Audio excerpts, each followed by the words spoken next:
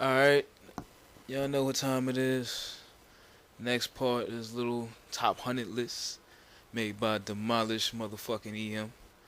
But before I get started, I like to say a couple things.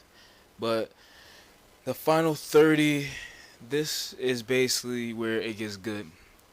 These are all elite players in the form of they're all above an elite tryhard. Like you got, the from 100 to 40 was all like they were all great tryhards, great execution players, great individual players. But the next 30 is just like a top 25.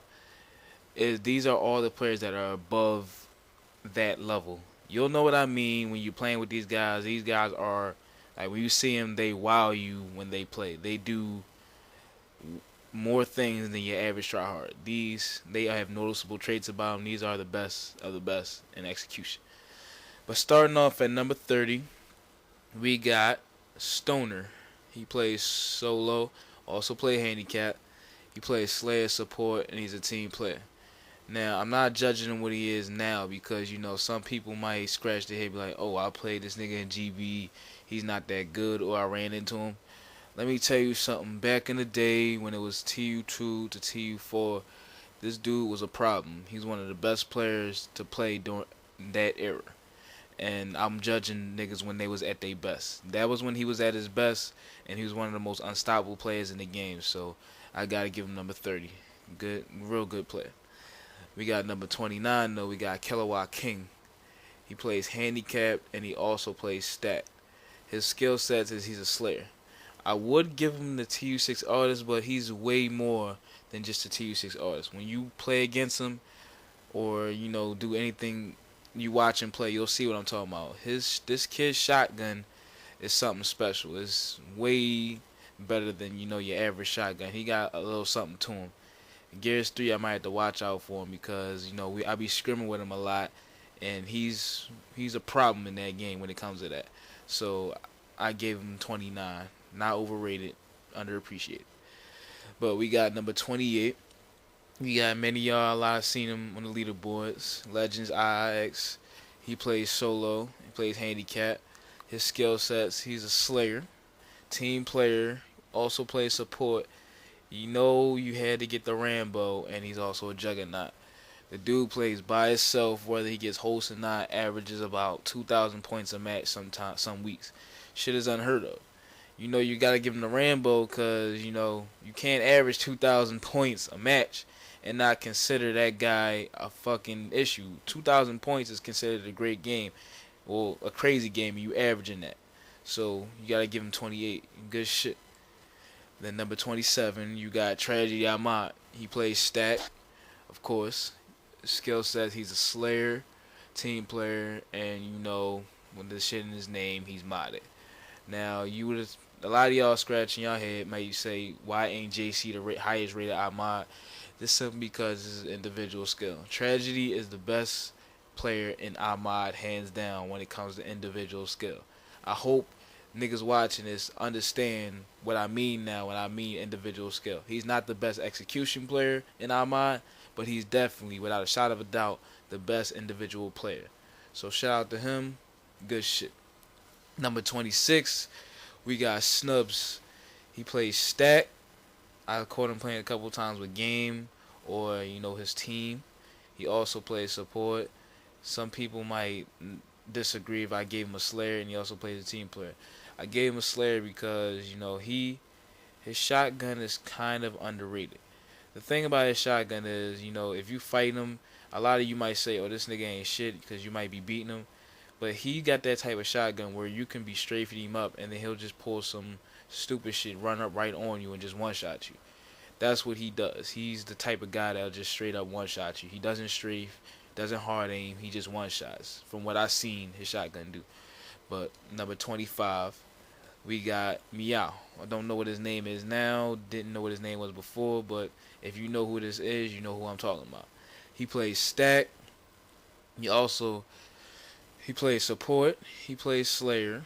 I had to say he's a host player because I only played him maybe one game off host, but I seen him off host, so I could take that away. But he plays about 99% of his games on host, so you got to give him that.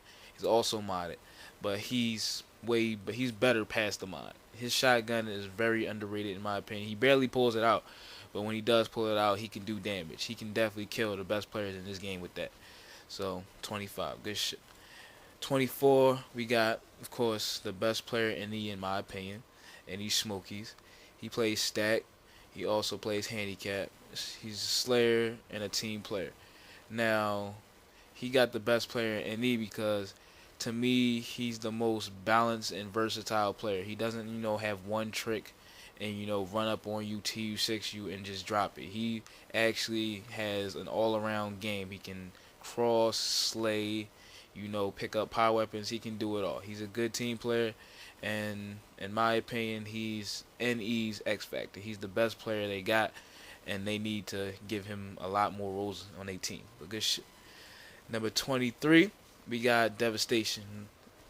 He plays stack, also plays handicap. He's a slayer, support, and he's also a team player. You see a lot of people with that three at this point because everybody at this point basically can do all three. But a lot of you guys may not know this guy because he played from TU2 to about TU4 and went back to Gears 1. He's one of those players where back in the day, if you would have seen him, you would see why I put him this high. He was one of those players back in the day where a 3.0 was unheard of. You know what I mean? He was one of those real big tryhards back in the day. So, it's 23. Now 22, we got Jay Cross. Plays handicap, never caught him playing stack, but never caught him playing by himself. He plays support. He also is a really, really, really good sniper, so I gave him the sharpshooter. He's a real good team player.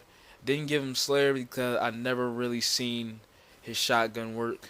I can't give him a Slayer if I haven't seen the evidence. So, but as far as him being a good player, he's definitely one of the best players in this game.